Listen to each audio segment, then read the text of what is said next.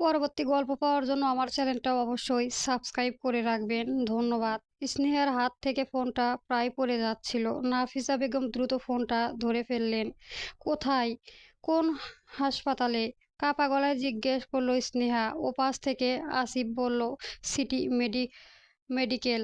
ভাবি, আপনি তাড়াতাড়ি আসেন, অবস্থা ভালো না। লাইট লাইন কেটে যান। স্নেহার বুকের ভেতরটা হাহাকার করে উঠল। কিছুক্ষণ আগেও যে মানুষটা তাকে নামিয়ে দিয়ে গিয়েছে সে এখন হাসপাতালের বেডে। মাথার যেন বজ্রপাত হলো। আফনানার মির্জা এগিয়ে এসে জিজ্ঞেস করলেন, কি হয়েছে? কিসের হাসপাতাল? স্নেহা এবার আর নিজেকে সামলাতে পারল না। চোখ ভরে জল নিয়ে বলল, আব্বু, মেরব অ্যাক্সিডেন্ট করেছে। অবস্থা নাকি গুরুতর। কথাটা শুনে আফনাফ মির্জা স্তব্ধ হয়ে গেলেন। মুহূর্তের মধ্যেই গাড়ির চাবি তুলে নিলেন। চলো এখনই যাই। রাতের নিস্তব্ধতা ভেঙে গাড়ি ছুটে চলল হাসপাতালের দিকে। স্নেহা পিছনের সিটে বসে আছে, দুই হাত জোর করে করে ঠোঁট নড়ছে নিভরে। আল্লাহ, ওকে ভালো করে দিন প্লিজ। তার মনে বরাবর ভেসে উঠেছে মেহরাবের কথা। কাঁদবে না, শক্ত থাকবে। আজ সে শক্ত থাকতে পারছে না। হাসপাতালে পৌঁছতেই জরুরি বিভাগের সামনে আসিফকে দেখা গেল। মুখে চিন্তার ছাপ স্পষ্ট। স্নেহাকে দেখেই এগিয়ে এলো। ভাবি। স্নেহা ছুটে গেল। কোথায়? ও কেমন আছে? আসিফ কিছুক্ষণ চুপ থেকে বলল, অপারেশন থিয়েটারে নিয়েছে। মাথায় আর হাতে আঘাত লেগেছে, অনেক রক্ত গেছে। স্নেহা পা কাঁপতে লাগলো। আফনাফ মির্জা তাকে ধরে বসালেন। প্রথমবারের মতো মেয়ের মাথায় হাত রেখে বললেন, কিছু হবে না ইনশাল্লাহ। এই স্নেহা যে মেয়ে আজ বাবার দিকে তাকায়নি, সে এখন বাবার কাঁধে মাথা রেখে কাঁদছে। সম্পর্ক দূরত্বগুলো যেন মুহূর্তেই মিলিয়ে গেল।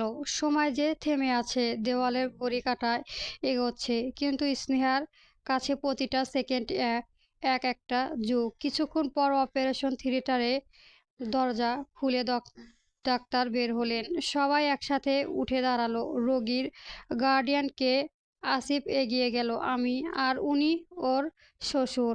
ডাক্তার গম্ভীর গলায় বললেন, আপাতত বিপদ কেটে গেছে, তবে অবস্থা এখনো সংকটময়। পরবর্তী ২৪ ঘন্টা খুব গুরুত্বপূর্ণ। স্নেহা যে নতুন করে শ্বাস নিতে পারল, কিন্তু ভেতরে ভয় এখনো কাটেনি।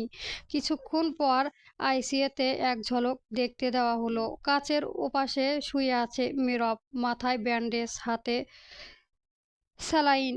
সেই দৃঢ় আত্মবিশ্বাসী মানুষটা এখন নিস্তেজ।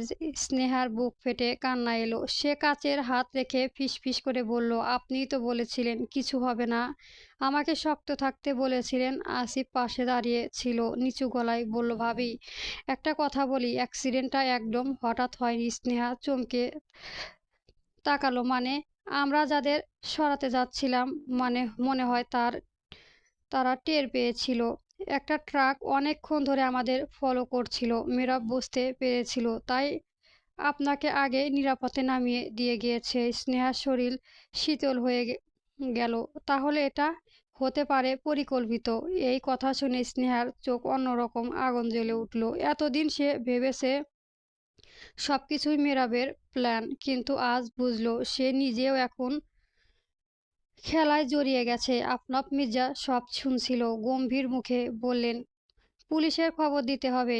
আসিফ মাথা নাড়ালো, দিব, তবে আগে মেহরব একটু সুস্থ হোক। রাত ভোর হয়ে গেলে হাসপাতালের করিডোরে স্নেহা একটুও চোখ বন্ধ করেনি। ফজরের আজান ভেসে আসতেই সে চুপচাপ দোয়া করলো। হঠাৎ নার্স ছুটে এলো।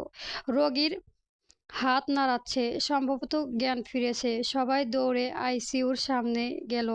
কয়েক মিনিট পর ডাক্তার ইশারা করলেন, একজন ভেতরে যেতে পারবে। স্নেহার দিকে তাকালেন সবাই। সে ধীরে ধীরে ভেতরে ঢুকলো। মেহরাবের চোখ আধ খোলা, কষ্ট করে তাকালো তার দিকে, ঠোঁট নড়ালো। স্নেহা। গল্প কি আবেশে, পর্ব ১৩। লেখিকা জেরিন আক্তার। চলবে।